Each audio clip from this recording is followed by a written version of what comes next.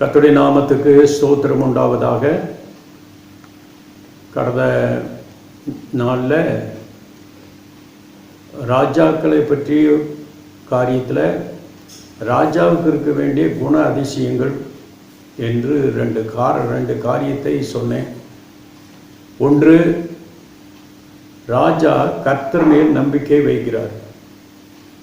ரெண்டு, ராஜாக்கள் தயை உள்ளவர்கள். இன்றைக்கு மூன்றாவது காரியமாக இந்த காரியத்தை நான் உங்களுக்கு சொல்கிறேன். இதை கொஞ்சம் அறிந்து கொண்டு புரிந்து கொள்ளலாம். நீதிமொழிகள் 21ஆம் அதிகாரம் இந்த முதல் வசனத்தை நாம் வாசிக்க கேட்போம். ராஜாவின் இருதயம் கர்த்தரின் கையில் நீர்க்கால்களைப் போல் இருக்கிறது, அதை தமது சித்தத்தின்படி அவர் திருப்புகிறார். ராஜாக்களினுடைய இருதயம் கர்த்தரின் கையில் நீர்க்கால்களைப் போல் இருக்கிறது, அதை அவர் தம்முடைய சித்தத்தின்படி திறப்புகிறார்.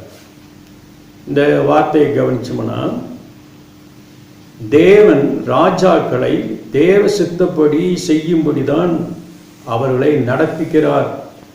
இன்னொரு விதத்தில் சொன்னால், ராஜாக்கள் தேவ சித்தம்தான் செய்ய வேண்டும். அவர்கள் சித்தத்தை செய்யும்போது பலவித குழப்பங்கள் உண்டாகிறது. இந்த பைபிளில் உதாரணமாக பார்வோன் இஸ்ரவேல் ஜனங்களை அனுப்பும்படி மோசே சொன்னார்.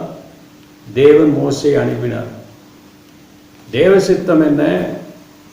430 வருஷம் ஆயிடுச்சு. அவர்களை அதில் விடுதலை ஆக்கி கொண்டு போய் கானான் தேசம் கொண்டு போக வேணும். ஆனால் பார்வோன் அந்த தேவனுடைய சித்தத்தை செய்ய விடாதபடி அவன் தடைபடுறான், அல்லவற்றால் மறுக்கிறான். பார்வோன் எதிர்க்கிறான், அரகண்டா இருக்கிறான், கடின இருதயம் உள்ளவனாயிட்டான். அதனால வந்த பிரச்சனை என்ன? எகிப்தில் 10 வித வாதைகள் வந்தது. தேசம் அழிந்து போகிற்று. தேசத்தின் ஜனங்களில் தலைச்சான் பிள்ளைகளெல்லாம் மரித்து போனார். அப்போ தேவனுடைய சித்தத்தை செய்யாமல் அதுக்கு முரட்டாட்டம் பண்ணி கடின இருதயம் வைக்கும்போது, பார்வோனுக்கு மட்டுமல்ல, நாமும் கூட அந்த தேவ சித்தத்துக்கு விரோதமாக செய்தால் பாதிப்புகளும் பாதிப்புகளும் தான் வரும். ஆக மொத்தம் ராஜாவின் இருதயம், இப்போ நான் இப்படி சொல்கிறேன், பார்வோனின் இருதயம் கர்த்தரின் கையில் நீர்க்கால்களை போல் இருக்கிறது. அவர் தம்முடைய சித்தத்தின்படி நீ இந்த ஜனங்களை அனுப்பிவிடு என்று சொல்லிவிட்டார். மோசையின் மூலமாக சொல்லுகிறார். ஆனால் அந்த பார்வோன் அதை கேட்க மாட்டேங்கிறார். அதனால் வந்ததானே வாதிப்பும் பாதிப்பும் தேசத்துக்கு அழிவும். இது என்ன சொல்லிக் கொடுக்கிறது? தேவனுடைய சித்தத்தின்படி நாம் செய்ய வேண்டும் என்று சொல்லிக் கொடுக்கிறது. ஏன் இந்த பார்வோனுடைய இருதயத்தை ஆண்டவர் திருப்பிடக்கூடாதா? பார்வோன் இருதயத்தை திருப்பத்தான் பேசினார். அவன் இருதயம் கடினமாக இருந்ததுனால திரும்புறதுக்கு மனம் இல்லாமல் போனான். ஆனால் கடைசியில் தேவன் தன்னுடைய சித்தத்தை அவனை கொண்டே நிறைவேற்றுகிறார். 10 வாதை அனுப்பித்தான். தேவன் சொன்னபடி அந்த காரியங்கள் நடக்கிறது. இஸ்ரவேல் ஜனங்களை அவன் தேசத்தை விட்டு துரத்தி விடுற அளவுக்கு வந்து விட்டான். அப்போ சித்தம், தேவன் தன்னுடைய சித்தத்தை செய்கிறார். ஆனால் அதுக்கு முரட்டாட்டம் பண்ணும்போது அவன் பாதிக்கப்பட்ட பிறகு அப்புறம் அவன் உணர்வடைந்து திரும்புகிறார். இது மாதிரி பல சந்தர்ப்பங்கள் இருக்கிறது. அப்போ ராஜாவின் இருதயம் கர்த்தரின் கையில் இருக்கிறது, நீர்க்கால்களை போல் இருக்கிறது. ஒவ்வொரு ராஜாவுக்கு நீங்கள் பார்த்தீர்களானால், இஸ்ரவேலிலே 10 கோத்திரத்துக்கு ஒரு ராஜா, 2 கோத்திரத்துக்கு ஒரு ராஜா. இந்த 10 கோத்திரத்துக்கு வடதேசம் என்று ஒரு பெயர் உண்டு, இஸ்ரவேல் தேசம் என்று ஒரு பெயர் உண்டு. இந்த 2 கோத்திரத்துக்கு தென் தேசம் என்று ஒரு பெயர் உண்டு, யூதா தேசம் என்று ஒரு பெயர் உண்டு. அப்போ 2 ராஜாக்கள் இருந்திருக்கிறார்கள். ஆனால் இந்த 10 கோத்திரத்தில் இருக்கிற ராஜாக்கள் எப்பொழுதுமே கர்த்தருடைய காரியத்துக்கு விகற்பமாகவே நடப்பார்கள். உண்மை தெய்வத்தை தன்னை வெளிப்படுத்தினாலும் அவன் பாகால தெய்வமாக கும்பிட்டு இருப்பாங்க. அவங்க மனம் போல நடப்பாங்க. அதனால முடிவு சிறைப்பட்டு போனார்கள். சரி, யூத ஜனங்கள் தான் நல்லா இருந்தாங்களா? தென் தேசத்து ஜனங்கள் ஆரம்பத்தில் சில பேர் நல்லா இருந்தாங்க. ஆனால் வர வர ஒவ்வொருத்தராக மாறி மாறி மாறி ஒருத்தர் நல்லவர் வருவார், அடுத்த ஆள் கெட்டவராக வருவார். இந்த ராஜா கெட்டவனா இருந்தால் அவன் வயிற்றில் பிறக்கிறது நல்ல ராஜாவாக பிறப்பேன், அப்புறம் பார்த்தா கெட்ட ராஜாவாக பிறப்பேன். இவங்களுமே மாறி மாறி கடைசியில் இவர்களும் முடிவில் தேவனை விட்டு விலகி போனார்கள். அதனால சிறைப்பட்டு போனார். அப்போ தேவன் தன்னுடைய சித்தத்தை நிறைவேற்ற விரும்பினார். அதில் சில ராஜாக்கள் கர்த்தருடைய சித்தத்தை செய்தார்கள். அதை பற்றி நான் இப்போ சொல்ல போகிறதுக்கு முன்பாக இந்த சித்தம்ங்கிறவே அது என்ன, சித்தத்தை பற்றி பல காரியங்கள் பைபிளில் பல சத்தியங்கள் இருக்கிறது. நான் 1-2 இதை ஞாபகம் ஊட்டுறேன். பொதுவான சித்தம் அது பைபிளில் வெளிப்படுத்தப்பட்ட ஒரு சித்தம். எல்லாரும் ரட்சிக்கப்படணும், அது தேவனுடைய சித்தம். எல்லாவற்றிலையும் கர்த்தரை ஸ்தோத்திரிக்கணும், அது தேவனுடைய சித்தம். பரிசுத்தமாக இருக்கணும், அது தேவனுடைய சித்தம். இதெல்லாம் ஒன்று வெளிப்படுத்தப்பட்ட அவற்றால் பொதுவான தேவ சித்தம் இதுதான். ரெண்டாவது, அனுமதிக்கப்பட்ட ஒரு சித்தம் இருக்கிறது. ஆண்டவர் பீலையாமை பற்றி சொல்லும்போது பீலையாமை நீ போக வேண்டான்னு சொல்வார். அப்புறம் பிறப்புக்கள் கணம்புறுத்தி ஆட்கள் வந்த உடனே மறுபடியும் போய் அவங்க கேட்பேன், சரி போ, ஆனால் நான் சொல்கிற வார்த்தையை தான் நீ என்ன செய்யணும், சொல்லணும்னு சொல்லுவார். அப்புறம் போக வேண்டான்னு சொன்னாரே, அப்புறம் ஏன் போக சொன்னார் அப்படின்னா அவரை அனுமதிக்கிறார். அவன் விரும்புகிறான், சரி போ என்று அனுமதிக்கிறார். இது அனுமதிக்கப்பட்ட சித்தம், பெர்மிசிவ் வில். மூணாவது ஒரு சித்தம் இருக்கிறது, அது ஒவ்வொருத்தரை பற்றி தனிப்பட்ட சித்தம். இப்போ என்னை குறித்து தேவ சித்தம் என்னன்னு கேட்டால், நான் தேவனுடைய ஊழியத்தை செய்யணும் என்று தேவன் என்னை 20வது வயதிலே தெரிந்து கொண்டார். எனக்கு அது தெரியாது. ஆனால் கர்த்தர் நடத்தி கொண்டு வந்த வழிகளிலே நான் அதை கண்டுபிடிக்கவும் அதை புரிந்து கொள்ளவும் தேவன் எனக்கு ஒரு வெளிப்பாடு கொடுத்தார். இது என்னை குறித்த தேவ சித்தம். இதே போல் எல்லாருமே ஊழியம் செய்யலாம், வேலை செஞ்சுட்டு ஊழியம் செய்யலாம். உண்மையாகவே தனக்கு கிடைச்ச நேரங்களில் கர்த்தருக்கு ஊழியம் செய்யலாம். என்னை குறித்து ஒரு முழு நேர ஊழியத்தை அழைச்சார், அது தேவன் என்னை குறித்த ஒரு சித்தம். இது மாதிரி ஏனோக்கு குறித்து ஒரு தேவ சித்தம் இருந்தது.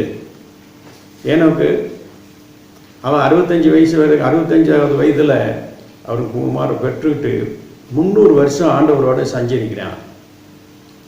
அவன் குடும்பம் நடத்திக்கிட்டே கர்த்தரோடு நடந்துக்கிட்டு கடைசியில் கர்த்தர் அவனை ஏனோக்க எடுத்து கொண்டு போயிட்டார், பரலோகத்துக்கு எடுத்துகிட்டு போயிட்டார்.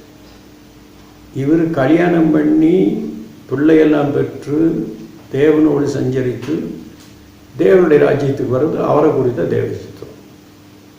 எலியா திருமணமே பண்ணாமல் தேவனுடைய ஊழியத்தை செய்து அவர் சுழல் காற்றில் எடுத்துக்கொள்ளப்பட்டு பரலோகத்துக்கு போய்விட்டார். அவர் திருமணம் பண்ணாமலே வரணுங்கிறது அது தேவனுடைய சித்தம். திருமணம் பண்ணுவது தேவனுடைய சித்தம். வரம் பெற்றவர்கள் தேவன் அவர்களுக்கு வரம் கொடுத்திருக்கிறார், அதனால் திருமணம் பண்ணாமல் இருப்பார். இது தேவனுடைய ஒவ்வொருத்தரும் குறித்த தேவனுடைய சித்தம். இது இப்போ சித்தத்தில் சில வகைகளை நான் சொல்லேன். இப்போது சித்தம் என்றால் என்னங்கிறது முதல் தெரிஞ்சுக்கணும். பொதுவாக அதை விளங்கி கொள்வதற்கு கொஞ்சம் கடினமாக இருந்தாலும் நான் 2 வசனங்களை உங்களுக்கு காட்டுகிறேன். அந்த வசனத்தை கவனிங்க. மத்தேயு சுவிசேஷம் 12ஆம் அதிகாரம் 50ஆம் வசனம், கடைசி வசனம். பரலோகத்தில் இருக்கிற என் பிதாவின் சித்தத்தின்படி செய்கிறவன் எவனோ அவனே எனக்கு சகோதரனும் சகோதரியும் தாயுமாய் இருக்கிறான் என்றார். ஏசப்பா சொல்றாரு, பரலோகத்தில் இருக்கிற என் பிதாவின் சித்தத்தின்படி செய்கிறவங்க தான் எனக்கு தாயும் சகோதரனும் சகோதரியுமாய் இருக்கிறார்கள் அப்படின்னு ஏசப்பா சொல்றார். அப்போ தேவ சித்தம், பிதாவின் சித்தம், தேவ சித்தம், கர்த்தரின் சித்தம், இதெல்லாம் இந்த சித்தம் செய்கிறவர்கள் ஏசப்பாவுக்கு தாயாகவும் இருக்கலாம், சகோதரனாகவும் இருக்கலாம், சகோதரியாகவும் இருக்கலாம். அவர் அப்படி அழைக்கிறார். இப்போ இந்த வசனத்தை கவனிப்போம். லூக்கா சுவிசேஷம் 8ஆம் அதிகாரம் 21ஆம் வசனத்தை பார்ப்போம். அதற்கு அவர், தேவனுடைய வசனத்தை கேட்டு அதின்படி செய்கிறவர்களே எனக்கு தாயும் எனக்கு சகோதரருமா இருக்கிறார்கள் என்றார். இங்கேயும் அதே வார்த்தை சொல்றாரு. அங்கே பிதாவின் சித்தம் செய்கிறவர்கள் எனக்கு தாயும் சகோதரனும் சகோதரியுமா இருக்கிறார்கள். இங்க என்ன எழுதிருக்கு? லூக்காவில் தேவனுடைய வசனத்தை கேட்டு யாரு செய்கிறாங்களோ அவங்க தான் தாயும் சகோதரனும் சகோதரியுமா இருக்கிறார்கள். இப்போ இது ரெண்டையும் கம்பேர் பண்ணி பாருங்க பார்க்கலாம். தேவனுடைய சித்தம் என்ன? கர்த்தருடைய வார்த்தை சொல்லுவதை கேட்டு அப்படியே செய்வது தான் தேவ சித்தம். தேவ சித்தத்துக்கு டெஃபினேஷன் என்னன்னா, கர்த்தர் என்ன சொல்லுகிறாரோ, இப்போ உங்களுக்கு என்ன சொல்றாரோ அதுக்கு நீங்கள் கீழ்ப்படியும் போது தேவ சித்தம் செய்கிறீர்கள். அதுக்கு முடியாது அப்படின்னு நீங்கள் எதிர்ப்பு காட்டும் போதோ கடினப்படுத்தும் போதோ நாம் அவருடைய சித்தத்துக்கு எழுத்து நிற்கிறோம். சித்தத்துக்கு எழுத்து நிற்கும் போது நம்ம வீட்டில், நம்ம குடும்பத்தில், நம்ம வாழ்க்கையில் சரீரத்தில், ஏன் நம்முடைய வேலைத்தளத்தில், நம்ம தொழிலில், நம்ம வியாபாரத்தில் கூட சில குழப்பங்கள் உண்டாகிறதுக்கு காரணமாக இருக்கும். பார்வோன் வாழ்க்கையில் நான் முதலே சொன்னேன், தேவனுடைய சித்தம் இஸ்ரவேல் ஜனங்கள் கானான் தேசத்துக்கு போகணும், அதுக்கு பார்வோன் வெளிவிடணும். தேவன் ஏற்கனவே சொல்லிவிட்டார், மோசையை அனுப்பிவிட்டார். மோசை சொல்லும்போது கேட்க மாட்டார். அப்போ முரட்டாட்டம் பண்ணுறான். பார்வோன் கடின இருதயம் உள்ளவனாக மாறுறான். முடியாதுன்னு ரொம்ப டாப்படியாக இருக்கிறான். அதனால அவனை வழிக்கு கொண்டு வரணும். அவனுக்கு இந்த வாதையெல்லாம் அனுப்பி அவனுடைய டென்ஷன்லாம் இறக்கி அப்படியே கீழே கொண்டு வந்து அவனே போயிட்டு வாங்கப்பான்னு சொல்கிற அளவுக்கு கர்த்தர் அவனை மாற்றுகிறார். தேவன் தன்னுடைய சித்தத்தை நிறைவேற்றுகிறார். சில சமயங்களில் நம்ம சித்தம் செய்யும்போது நமக்கு குழப்பங்களும் கஷ்டங்களும் தான் வரும். இந்த வார்த்தையை சொல்லும்போது உங்களை எல்லாருக்கும் தெரியும்னு நினைக்கிறேன். யோனாவை ஆண்டவர் நினிவேக்கு போகணும்னு சொன்னார். தேவ சித்தம் அவன் நினிவேக்கு போகணும். ஆனால் யோனா அவசித்தப்படி தர்சீசுக்கு போக கப்பல் ஏறி போயிட்டான். இவன் கப்பல் ஏறியாச்சு, கடல் கொந்தளிக்குது, கப்பலும் கொந்தளிக்குது, ஜனங்களும் கொந்தளிக்கிறாங்க, ஒருத்தருக்கு உயிருக்கு போராடிட்டு இருக்கிறாங்க. கப்பல் இருந்த எல்லா பாரங்களையும் தூக்கி போட்டாங்க. ஆனாலும் கடலும் அமைதியாகலை, கப்பலும் அமைதியாகலை, ஜனங்களும் அமைதியாகலை. அப்போ எல்லாரும் அவங்க சாமியை கும்பிட சொன்னாங்க. அப்படி இருக்கும்போது யோனா இங்கே படுத்திருந்தான், கப்பலின் அடித்தட்டியில் படுத்திருந்தான். இந்த சித்தம் செய்யாதவங்களெல்லாம் பாருங்கள், எங்கேயாவது ஓடி போய் மறைச்சிக்குவாங்க, ஒளிஞ்சுக்குவாங்க. ஒளிஞ்சாலும் நம்மளை பிடிச்சது விடாது. கடைசியில் இவனை தூக்கி கடலில் போட, கடலுக்கு கர்த்தர் ஒரு மீனுக்கு கட்டளை கொடுக்க, அந்த மீன் வயிற்றுக்குள்ளே அவன் 3 நாளாக புஷியாமலும் குடியாமலும் தண்ணி குடியாமலும் உபவாசம் இருக்க, அந்த உபவாசத்தில் மனம் திரும்பி அங்கே கடலுக்குள்ளே, கடல் பாசிக்குள்ளே அங்கே உட்கார்ந்துக்கிட்டு அங்கே முட்டியை போட்டுட்டு கடவுளை நோக்கி ஜெபிக்கிறேன். சித்தத்துக்கு விலகி ஓடுறவனை எப்படி சித்தத்துக்கு கொண்டு வர இருப்பாங்க. நீங்களும் கூட தேவனுடைய சித்தத்துக்கு விரோதமாக ஏதாவது பண்ணிட்டு இருந்தீங்கன்னா இப்படியெல்லாம் வரும். அந்த இடத்துல கண்டுபிடிச்சிக்கிட்டு தேவனிடத்தில் திரும்பிங்க. உங்களை தேவ சித்தப்படி நடத்துறதுக்கு அவர் வல்லவராக இருக்கிறார். இது நாம் அறிச்சுக்கணும். இப்போ சித்தம் என்றால் என்னன்னா, தேவனுடைய வார்த்தை சொல்லுகிறபடி நாம் செய்யும்போது தேவ சித்தத்தை செய்கிறோம். உங்களுக்கு தேவன் சொல்லுகிறார். வேதம் படிக்கும்போது சித்தத்தை வெளிப்படுத்தலாம், ஜெபிக்கும்போது உங்களோட ஆவியில் பேசலாம். இல்லை உங்களை குறித்து தேவ சித்தம் என்னன்னு, சில பேர் தேவ சித்தம் என்னன்னே தெரியலம்பாங்க. தேவ சித்தம் தான் வெளிப்படுத்தப்பட்டிருக்கு. பைபிளை படிக்கும்போது கர்த்தர் அண்ணன் நீங்கள் படிக்கிற டெய்லி ரீடிங்லேயே உங்களை குறித்த சித்தம் என்ன என்று சொல்லுவார். வசனத்தின் மூலம் தான் அவர் சித்தத்தையே வெளிப்படுத்துகிறார். அதிகமாக கன்ஃபார்ம் பண்ணுறது கடவுளுடைய வார்த்தை தான். அப்போ தேவ சித்தப்படி செய்யணுமானால் அவருடைய வார்த்தைக்கு நாம் கீழ்ப்படியும்போது சித்தம் தெளிவாகவே நமக்கு வெளிப்பட்டு விடும். அப்படிப்பட்ட வாழ்க்கை நம் வாழ கர்த்தர் நமக்கு உதவி செய்வார். பொதுவாக தேவனுடைய சித்தத்தில் ராஜாக்கள் இடத்துல எப்படி அது நிறைவேறுதுன்னு பல ராஜாக்கள் பைபிள் இருக்கிறாங்க. பல ராஜாக்களை பற்றி சொல்றதுக்கு சமயம் பத்தாது. ஆகவே ஒரு 3 ராஜாவை உங்களுக்கு முன்னால் கொண்டு வந்து அந்த ராஜாக்களை நிறுத்தி 4வது ராஜாவை பற்றி சில கொஞ்சம் விவரமாக படிப்போம். முதலாவது இந்த கோரேஸ் ராஜா குறித்து ஒரு பகுதி ஏசாயா தீர்க்கதரிசி மூலமா தேவன் சொல்கிறார். ஏசாயா 44ஆம் அதிகாரம் 28ஆம் வசனம். கோரேசை குறித்து, அவன் என் மேய்ப்பன், அவன் எருசலேமை நோக்கி நீ கட்டப்படு என்றும் தேவாலயத்தை நோக்கி நீ அஸ்திபாரப்படு என்றும் சொல்லி எனக்கு பிரியமானதை எல்லாம் நிறைவேற்றுவான் என்று சொல்லுகிறவர் நான். இதை எப்படி நிறைவேற்றினார்? எஸ்ரா புத்தகத்துல 1 அதிகாரத்துல 1ஆம் வசனம் 2ஆம் வசனத்தை நீங்க கவனிச்சீங்கன்னா கோரேஸ் சொல்ற வார்த்தையை கேட்கலாம். எரேமியாவின் வாயினாலே கர்த்தர் சொன்ன வார்த்தை நிறைவேறும்படி பெர்சியாவின் ராஜாவாகிய கோரேசுடைய 1ஆம் வருஷத்திலே கர்த்தர் பெர்சியாவின் ராஜாவாகிய கோரேசின் ஆவியை ஏவினதினாலே அவன் பரலோகத்தின் தேவனாகிய கர்த்தர் பூமியின் ராஜ்யங்களை எல்லாம் எனக்கு தந்தருளி யூதாவில் உள்ள எருசலேமிலே தமக்கு ஆலயத்தை கட்டும்படி எனக்கு கட்டளையிட்டிருக்கிறார். நல்ல கவனிங்க. கோரேசு ராஜா ஆகும்போது கோரேஸ் சொல்கிறார், பூமியின் ராஜ்யங்கள் எல்லாம் கர்த்தர் எனக்கு கொடுத்து, நான் இது எதுக்கு உனக்கு கொடுத்துருக்கிறேன்னா எருசலேமிலே என்னுடைய ஆலயம் கட்டப்படும்படி நீ சொல்லணும் என்று அவனுடைய ஆவியை ஏவுகிறார். அந்த வார்த்தையை அவர் சொல்லும்போது சொல்றார், கர்த்தர் எனக்கு கட்டளையிட்டிருக்கிறார். அப்ப தேவனுடைய கட்டளையின்படி கோரேஸ் செய்யும் போது கோரேஸ் ராஜாவின் மூலமாய் தேவனுடைய சித்தம் என்ன செய்கிறது? நிறைவேறுகிறது. ராஜாக்களின் இருதயம் கர்த்தரின் கையில் நீர்க்கால்கள் போடுகிறது.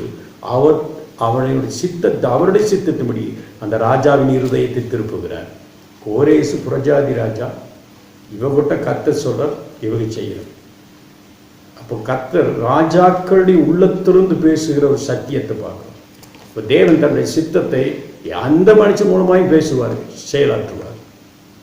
2வது சாலமோனி மகன் ரெகோபயமை பற்றி ஒரு பகுதியை பார்க்கிறோம். சாலமோன் ராஜ்யத்துக்கு பிறகு ராஜ்ய 2ஆ பிரிவு. எரோபெயாம் கையில 10 கோத்திரமும் ரெகோபயாம் கையில 2 கோத்திரமும் கொடுக்கப்படும். அது குறித்த ஹிஸ்டரியை 12ஆம் அதிகாரத்தில் 1 ராஜாக்கள் 12ஆம் அதிகாரத்தில் படிக்கலாம். அதில் நான் இப்போ படிக்க போகிற ஒரு பகுதி என்னென்னா, உங்களுக்கு சுட்டி காட்டுற பகுதி 21ஆம் வசனம், 22, 23, 24 இதை மட்டும் கவனிப்போம். ரெகொபெயாம் எருசலேமுக்கு வந்தபோது இஸ்ரவேல் வம்சத்தாரோட யுத்தம் பண்ணவும் ராஜ்யத்தை சாலமோனின் குமாரன் ஆகிய தன்னிடமாக திருப்பிக் கொள்ளவும் யூதா வம்சத்தார் பென்யமீன் கோத்திரத்தார் அனைவரும் ஆகிய தெரிந்து கொள்ளப்பட்ட யுத்த வீரர் 180,000 பேரை கூட்டினார். தேவனுடைய மனுஷனாகிய சேமாயாவுக்கு தேவனுடைய வார்த்தை உண்டாகி அவர் சொன்னது, நீ யூதாவின் ராஜாவாகிய ரெகொபெயாம் என்னும் சாலமோனின் குமாரனையும் யூதா வம்சத்தார் அனைவரையும் பென்யமீனரையும் மற்ற ஜனங்களையும் நோக்கி, நீங்கள் போகாமலும் இஸ்ரவேல் புத்திரரான உங்கள் சகோதரரோடு யுத்தம் பண்ணாமலும் அவரவர் தம் வீட்டுக்கு திரும்புங்கள். என்னாலே இந்த காரியம் நடந்தது என்று கர்த்தர் உரைக்கிறார் என்று சொல் என்றார். அப்பொழுது அவர்கள் கர்த்தருடைய சொல்லை கேட்டு கர்த்தருடைய வார்த்தையின்படி திருப்பி போய்விட்டார்கள். நீங்க கவனிச்சீங்களா? ரெகொபெயாம் எரோபெயாமோடு அல்லது அந்த 10 கோத்திரத்தோடு யுத்தம் பண்ண போகிறார். அங்க போகிற போது ஊழியக்காரனாகிய தீர்க்கதரிசியாகிய செமாயா மூலமா கர்த்தர் பேசுறார். நீ அவங்களோட யுத்தம் பண்ண போகாத, அந்த உன்னுடைய சகோதரோடு யுத்தம் பண்ண போகாத, இந்த காரியம் என்னால தான் நடந்திருக்கிறது, ஆகவே நீங்க திரும்பி போங்க அப்படின்னு ஊழியக்காரன் மூலமாய் தேவன் பேசின சத்தத்தை கேட்ட உடனே ரெகொபெயாம் அந்த வார்த்தைக்கு கீழ்ப்படிஞ்சு இன்னொரு விதத்தில் கர்த்தருடைய வார்த்தைக்கு கீழ்ப்படிஞ்சு அவருடைய சித்தத்தை செய்தான். அப்ப அந்த ராஜாக்களிடத்துல தேவன் தன்னுடைய சித்தத்தை வெளிப்படுத்தும் போது அவர் கீழ்ப்படியவர்களுக்கு அந்த ஆசீர்வாதங்களை பின்னால தருகிறார். சில பேர் கீழ்ப்படியாமல் இருப்பாங்க. அதனால அந்த குழப்பங்களும் சண்டைகளும் யுத்தங்களும் வருகிறது. நம்முடைய வாழ்க்கையில கூட தேவ சித்தத்துக்கு எதிராக எது செய்தாலும் நமக்கு அது தோல்வியும் நஷ்டமும் கஷ்டமும் ஆபத்துமாய் வாய்ப்போம். ஆனால் இங்கே ரெகோபெயாம் ஊழியக்காரன் சொன்ன உடனே, தீர்க்கதரிசி சொன்ன உடனே அதை கேட்டு எப்படி யுத்தம் பண்ணாமல் திரும்பி வந்து விட்டான். அப்போ ரெகோபெயாம் தேவனுடைய சித்தத்தை செய்தான். என கடவுளுடைய வார்த்தையின்படி செய்கிறவன் தேவனுடைய சித்தத்தை செய்கிறார். அப்போ செஞ்சார். இந்த ராஜாக்கள் மூலமாய் தேவன் தன்னுடைய சித்தத்தை என்ன செய்கிறார்? நிறைவேற்று. மூணாவது 2 20ஆம் அதிகாரம் 12ஆம் வசனத்தையும் படிப்போம், 21 22 படிப்போம். எங்கள் தேவனே, அவர்களை நீர் நியாயம் தீர்க்க மாட்டீரோ? எங்களுக்கு விரோதமாக வந்த இந்த ஏராளமான கூட்டத்திற்கு முன்பாக நிற்க எங்களுக்கு பலனில்லை. நாங்கள் செய்ய வேண்டியது இன்னதென்று எங்களுக்கு தெரியவில்லை. ஆகையால் எங்கள் கண்கள் உண்மையை நோக்கி கொண்டிருக்கிறது என்றார். இந்த வார்த்தையில யோசபாத்துக்கு விரோதமாக மோவாபியர், அம்மோனியர், சேயீர் மலை தேசத்தார், இந்த 3 கூட்டத்தாரும் யுத்தத்துக்கு வருகிறார். காரணமில்லாத யுத்தம். ஆனால் காரியத்தை விளங்க சொல்லும் போது அதை கேட்கல, மறுபடியும் யுத்தத்துக்கு வருகிறார். அப்போ இவர்கள் யோசபாத்தும் அவருடைய யூத ஜனங்களும் தேவனை நோக்கி ஜெபிக்கிறார்கள். தேவனுடைய ஆவி ஒரு லேவியராகி மனுஷன் மேலே வந்து இறங்கி அவர் சொல்கிறார், இந்த யுத்தம் உங்களுடையதல்ல, அது என்னுடையது. நீங்கள் நின்று கொண்டு கர்த்தர் செய்கிற ரட்சிப்பை பாருங்க என்று கர்த்தர் சொன்னார்.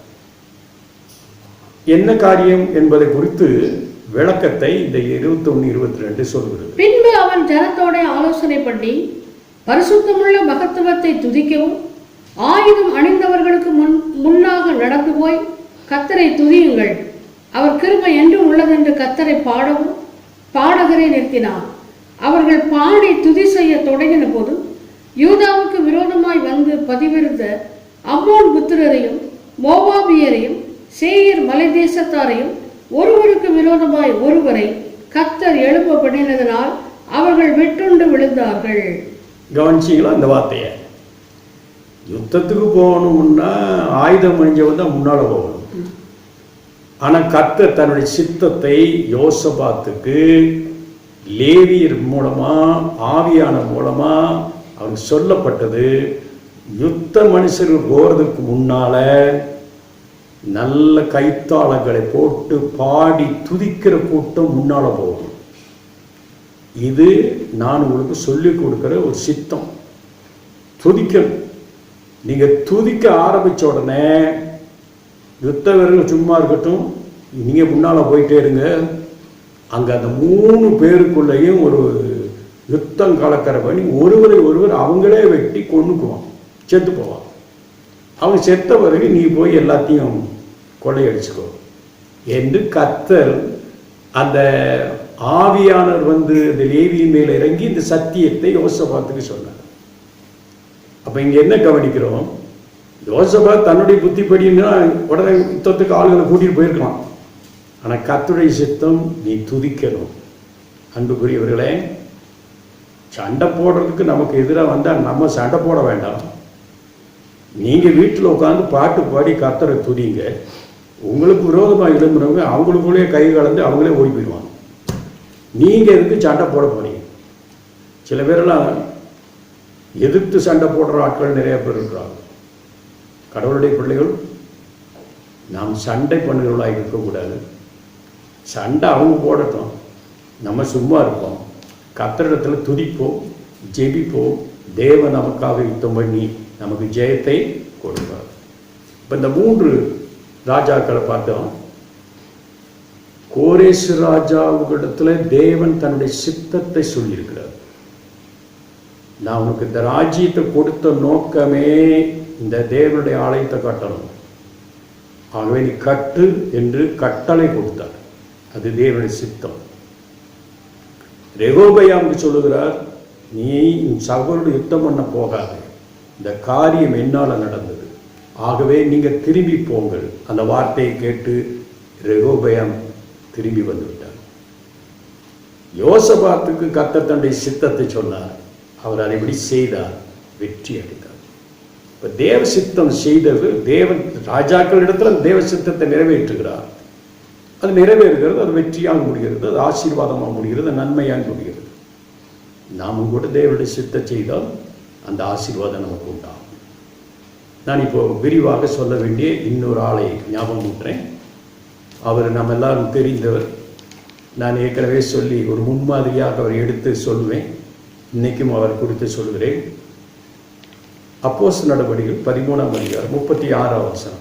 தாவீது தன் காலத்திலே தேவனுடைய சித்தத்தின்படி அவருக்கு ஊழியம் செய்த பின்பு, தாவீது தன் காலத்தில் இருந்தவர்களுக்குள்ளே தேவனுடைய சித்தப்படி அவர் என்ன செய்திருக்கிறார்? ஊழியம் செய்திருக்கிறார், அல்லது சேவை செய்திருக்கிறார், அல்லாவிட்டால் தேவனுடைய சித்தத்தை நிறைவேற்றி இருக்கிறார். இந்த பகுதியை கொஞ்சம் தயவு செய்து கவனிங்க. தாவீது தேவனுடைய சித்தத்தை செய்திருக்கிறார்.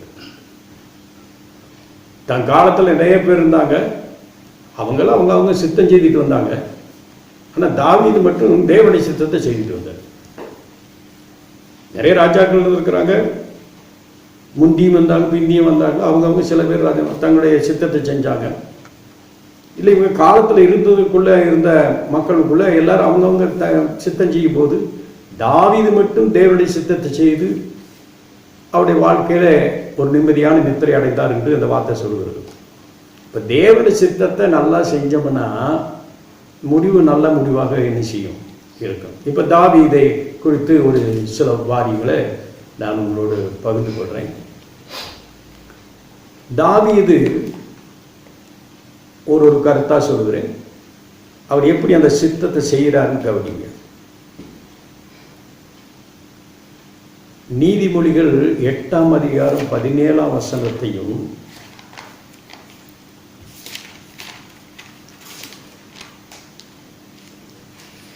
என்னை சிநேகிக்கிறவர்களை நான் சிநேகிக்கிறேன், என்னை சிநேகிக்கிறவர்களை நான் சிநேகிக்கிறேன், அதிகாலையில் என்னை தேடுகிறவர்கள் என்னை கண்டடைவார்கள். இது கர்த்தருடைய வார்த்தை, ஞானம் சொல்லுகிறது.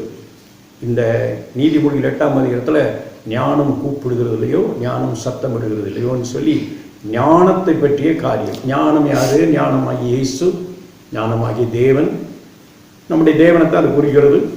தேவன் தன்னுடைய சித்தத்தை சொல்றாருங்க, என்னை யாரு சிநேகிக்கிறீங்களோ அவங்க அதிகாலையில் எழுந்திரிச்சு என்னை தேடுவீங்க. அந்த வசனத்துக்கு அர்த்தம் அதுதான். என்னை சிநேகிக்கிறவளை நானும் சிநேகிக்கிறேன். என்னை யார் சிநேகிக்கிறாரோ அவங்கெல்லாம் அதிகாலையில் இருந்து என்னை என்ன செய்வாங்க? தேடுவாங்கன்னு அர்த்தம். இப்போ இந்த காலை எழுந்து தேவனை தேடி ஜெபிப்பது, பாடுவது, துதிப்பது, விண்ணப்பம் பண்ணுவது, வேண்டுதல் செய்வதெல்லாம் அதிகாலையில் எழுந்துச்சு செய்கிற வேலை.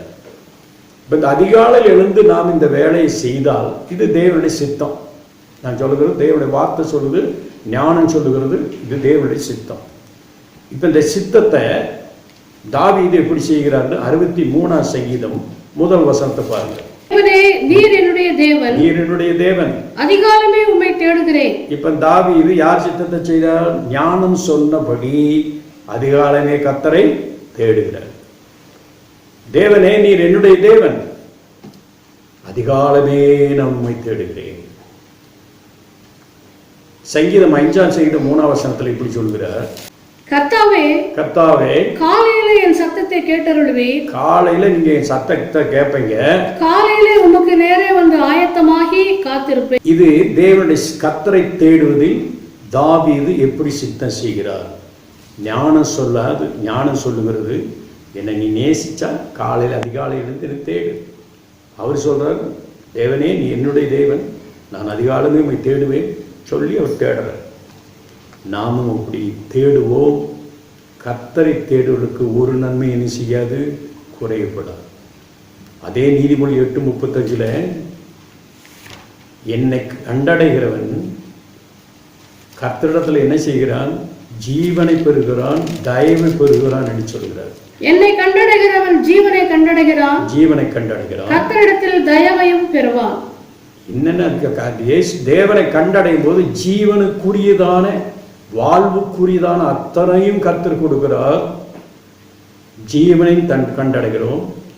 கர்த்தரை கண்டடைந்தால் ஜீவனை கண்டடைகிறோம், கர்த்தரிடத்தில் தயவையும் பெற்றுக்கொள்கிறோம். இந்த ஆசீர்வாதங்களை காலை எழுந்து நாம் பெற்றுக்கொள்கிறது எல்லா தேவனுடைய பிள்ளைகளுக்கும் ஊழியர்களுக்கும் அத்தியாவசியமும் அவசியமானது. ரெண்டாவது, சில காரியங்களில் அவன் எங்காவது போகணும், எங்க தங்கிறது ஒரு கேள்வி தாவீதுக்கு. 2 சாமுவேல் 2ஆம் அதிகாரம் 1 வசனத்தை நாம் வாசிக்கிறோம். பின்பு தாவீது கர்த்தரை நோக்கி, நான் யூதாவின் பட்டணங்கள் ஒன்றிலே போய் இருக்கலாமா என்று விசாரித்தான். அதற்கு கர்த்தர் போ என்றார். எவ்விடத்திற்கு போகலாம் என்று தாவீது கேட்டதற்கு அவர் எப்ரோனுக்கு போ என்றார். இப்ப கர்த்தருடைய சித்தம் கேட்கிறார். தாவீது தன்னுடைய சித்தத்தை எப்படி செய்தாருங்கிறத சொன்னேன். நான் யூதாவின் பட்டணங்களில் ஒன்றில் போய் தங்கலாமா ஆண்டவர், நான் தங்கலாமா? நம்ம நினைச்சா ஓடிவோம், ஆனால் அவர் நினைச்ச ஓடலை, எங்கேயும் போகலாம். ஆனால் அவர்கிட்ட யூதாவின் பட்டணத்தில் நான் போய் தங்கணும், எங்கே தங்கணும்னு தெரியல, போகலாமா ஆண்டவரே? போ. எங்கே போய் தங்குறதையா? இடத்த சொல்லுங்க. எப்ரோனுக்கு போ. 2ஆம் வசனம் சொல்லுகிறது, அப்படியே தாவீது தன் 2 மனைவிகளாகிய இஸ்ரவேல் ஊராளான அகினோவாமோடும் நாபாலின் மனைவியாய் இருந்த கர்மேல் ஊராளான அபிகாயிலோடும் கூட அவ்விடத்துக்கு போனான். இப்ப கர்த்தர் சொன்ன இடத்துக்கு போயிட்டேன்.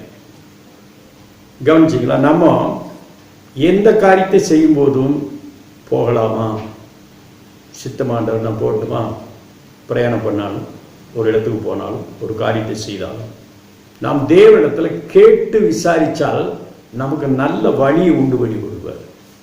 நம்ம கேட்காம சரி எல்லாம் கர்த்தர் பார்த்துக்குவார் அப்படின்னு நம்ம போவோம், அது கரடு முட்டாக இருக்கும். கர்த்தர் பார்த்துக்குவாருன்னா அவர்கிட்ட கேட்டுட்டு போகலாமா.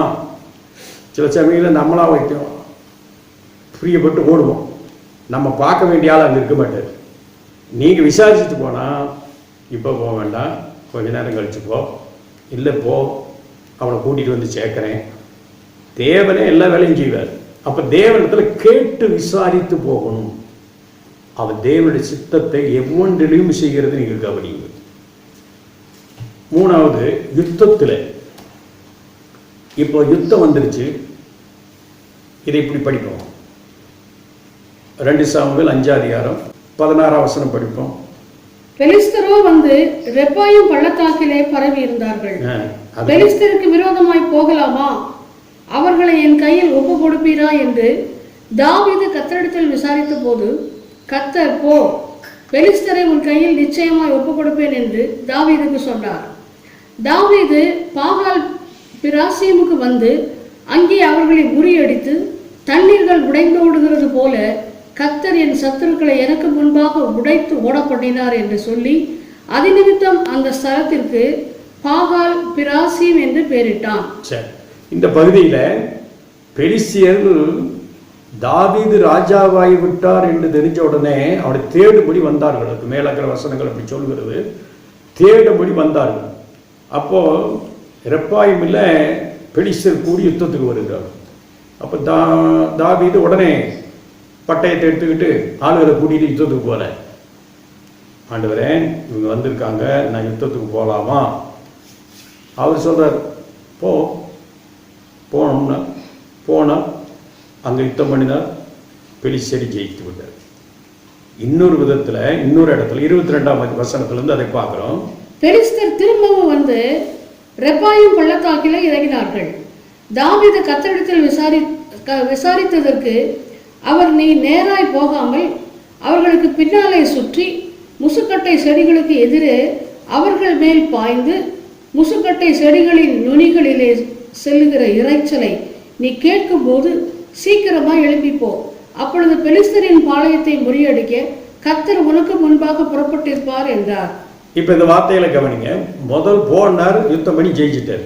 2வது அதை சித்தமா இது பாருங்க, நீ நேர போகாத, இந்த முசுக்கொட்டை செடியினுடைய நுனி அசையும் பாரு, அப்பப்போ கர்த்தர் உனக்கு முன்னால புறப்பட்டிருப்பார் என்று சொல்லி கர்த்தர் தன்னுடைய சித்தத்தை முதல் சொன்ன மாதிரி இல்லை, ரெண்டாவது அவர் சித்தத்தை விளக்க பண்ணுகிறார். அப்ப இந்த தேவ சித்தத்தை அறிந்துதான் தாவீது யுத்தம் செய்தான். அதனாலதான் எல்லாவற்றிலும் அவர் ஜெயித்தார்.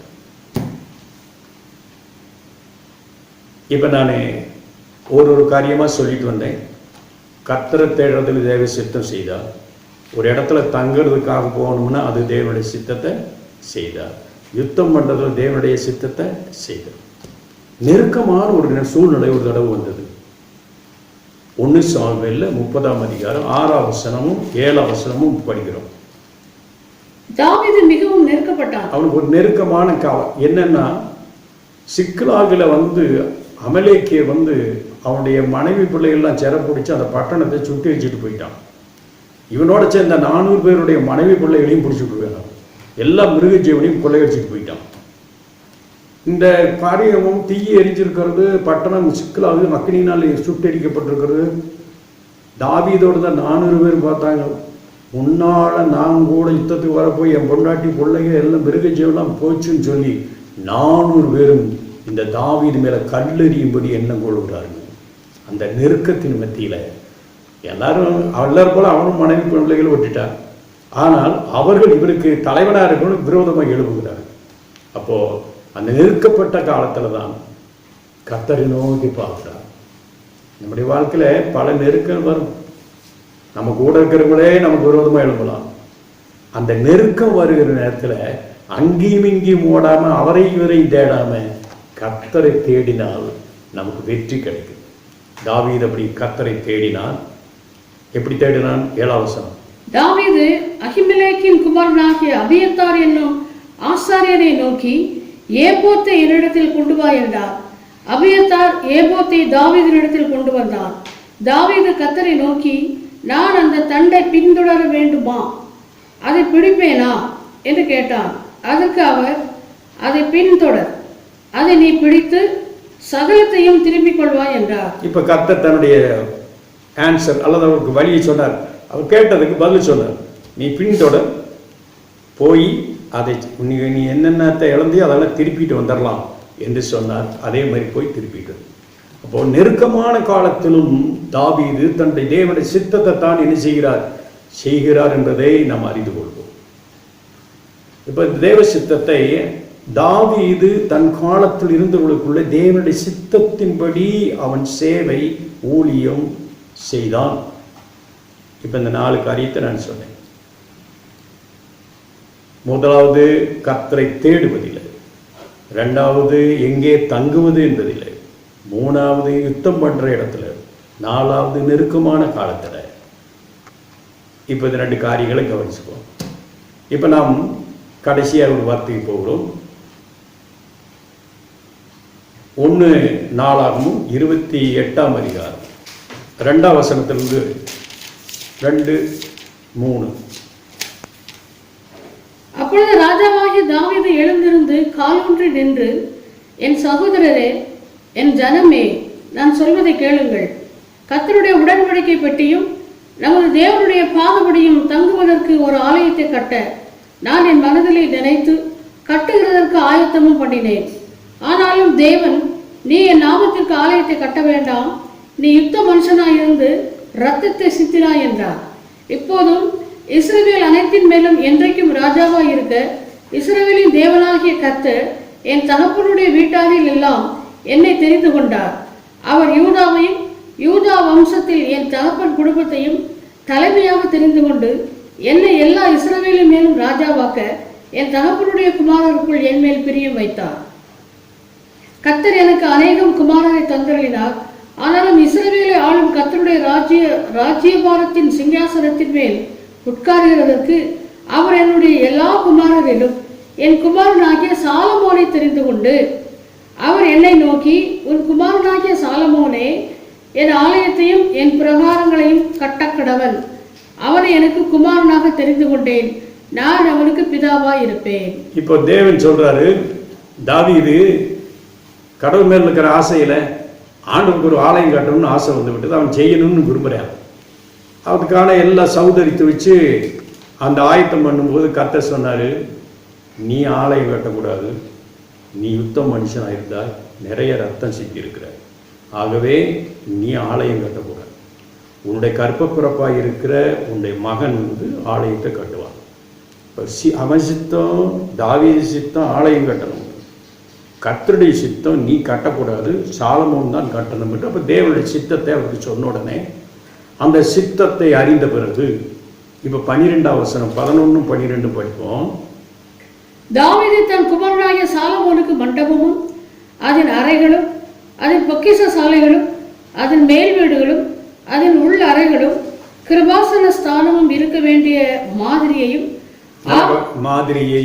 ஆவியினால் எனக்கு கட்டளையிடப்பட்டபடி எல்லாம் அவன் செய்ய வேண்டிய கர்த்தருடைய ஆலய பிரகாரங்களும் தேவனுடைய ஆலயத்து பொக்கிஷங்களையும் பரிசுத்தமாக நேர்ந்து கொள்ளப்பட்டவர்களின் பொக்கிஷங்களையும் வைக்கும் சகல சுற்று அறைகளும் இருக்க வேண்டிய மாதிரியையும். நல்லா கவனிச்சுங்க. 11ஆம் வசனத்துல மாதிரி, 12ஆம் வசனத்திலையும் மாதிரி. மாதிரி என்றால் அந்த ப்ளூ பிரிண்ட்டை தேவன் இந்த தாவீதுக்கு கொடுக்கிறார். தாவீது இப்படித்தான் காட்டணும், நீ கட்ட ஆசைப்பட்டா அப்படி கட்ட மாட்டான், நான் உனக்கு அந்த ப்ளூ பிரிண்ட்டை சொல்றேன், இந்த மாதிரி தான் செய்யணும் என்று மாதிரியை காட்டுறார். அந்த வசனத்தில் 12ஆம் வசனத்தில் இப்படி சொல்கிறார், தனக்கு ஆவியினாலே, தனக்கு ஆவியினாலே, தேவ ஆவியினாலே தாவீதுக்கு கர்த்தர் கட்டளை இட்டு மாதிரியை காட்டுகிறார். இன்னும் கொஞ்சம் நீண்ட பகுதி, அது 19ஆம் வசனம் வரைக்கும் படிக்கணும். அதை நான் சொல்லாம 19ஆம் வசனத்தை மட்டும் படிக்க சொல்றேன். 19ஆம் வசனத்தை பாருங்க. இந்த மாதிரியின்படி சகல வேலைகளும் எனக்கு தெரியப்படுத்த இவையெல்லாம் கர்த்தருடைய கரத்தினால் எனக்கு எழுதி கொடுக்கப்பட்டது என்றான். இப்ப என்ன கவனிக்கிறோம்? தேவன் தன்னுடைய சித்தத்தை தாவீதுக்கு எப்படி சொல்லியிருக்கிறார்னா, ஆவியினால சொன்னார்.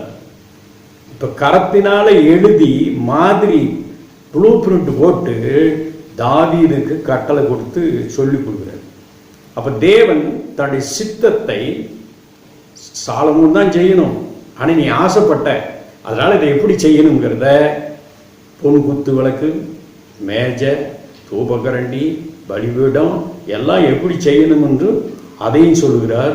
லேவியரை வரிசைப்படுத்துகிறது, துதிக்கிறதுக்கு, ஆராதிக்கிறதுக்கு, கைத்தாளம் போடுகிறதுக்கு என்னென்ன காரியம் இருக்கிறதோ அத்தனை வகைமுறையை சொன்னார். அப்ப இதெல்லாம் தேவனுடைய சித்தம். தேவன் இப்படி சொல்றார், இப்படித்தான் இருக்கணும் அப்படின்னு சொன்னார். அந்த மாதிரியைத்தான் சாலமோனுக்கு தாவீது சொல்கிறார். இந்த மாதிரி இந்த மாதிரி இதெல்லாம் கர்த்தர் தன் ஆவியினால் எனக்கு சொல்லி கரத்தினால எழுதி என் கையில கொடுத்திருக்கிறார் என்று சொல்லும்போது தேவனுடைய சித்தத்தை வெளிப்படுத்தி கொடுத்தார். இப்போ தாவீது தேவனுடைய சித்தத்தின்படி செய்தான் என்பதை நான் சில விளக்கங்களை சொன்னேன். அதனாலதான் இந்த 13:36 கவனிச்சீங்கன்னா, அப்போஸ்தலர் 13:36 தாவீது தன் காலத்திலே இருந்தவர்களுக்குள்ளே தாவீது தன் காலத்திலே தேவனுடைய சித்தத்தின்படி அவருக்கு ஊழியம் செய்த பின்பு நித்திரை அடைந்து தன் பிதாக்களிடத்திலே சேர்க்கப்பட்டு, நித்திரை அடைந்தான்ங்கிறது மரிக்கிறான், சமாதானத்தோடு தேவ அனுகிரகத்தோடு ஆறுதலோடு அவர் மரிக்கிறார். தேவனுடைய சித்தத்தின்படி செய்யும்போது அந்த மரணம் இனிமையும் இன்பமாய் இருக்கிறது. ஆகவே தேவனுடைய சித்தத்தை நாம் செய்வோம். ராஜாக்களின் இருதயம் கர்த்தரின் கையில் நீர்க்கால்கள். இப்ப இது எந்த சத்தியத்தை எதுக்கு சொன்னா, நானும் நீங்களும் ராஜாக்கள், ராஜாவாகிய என்னுடைய இருதயமும் உங்களுடைய இருதயமும் கர்த்தரின் கையில் நீர்க்கால்களை போல் இருக்கிறது. அவர் சொல்லுகிறதை நாம் செய்தால் எல்லாவற்றிலும் ஜெயமும் வெற்றியும் நன்மையும் கிருபையும் ஆசீர்வாதம் உண்டாகும். அதை எதிர்த்து முரட்டாட்டம் பண்ணும்போது இந்த ராஜாக்களில் நிறைய பேர் பாடுபட்ட மாதிரி நம்மளும் பாடுபட வேண்டியது வரும். ஆகவே ராஜாக்களே, நீங்க தான் ராஜா, கர்த்தர் உங்களை தான் ராஜாவாக்கி இருக்கிறார், என்னை ராஜாவாக்கி இருக்கிறார். அவர் நம்மிடத்தில் அன்பு கூர்ந்து நம்முடைய பாவங்கள நம்மை கழுவி நம்மளை ராஜாக்களும் ஆசாரியும் ஆக்கி இருக்கிறார். ஆகவே நாம் ராஜா என்ன செய்யணும்னா கர்த்தர் மேல் நம்பிக்கை வைக்கணும். ராஜா தயவுள்ளவராய் இருக்க வேண்டும். ராஜா தேவனுடைய சித்தத்தை செய்ய வேண்டும். கர்த்தர் நம்மளுக்கு அப்படிப்பட்ட தேவ சித்தத்தை செய்ய நம்ம எல்லாருக்கும் அனுகிரகம் பண்ணி ஆசீர்வதிப்பாராக. ஆமென்.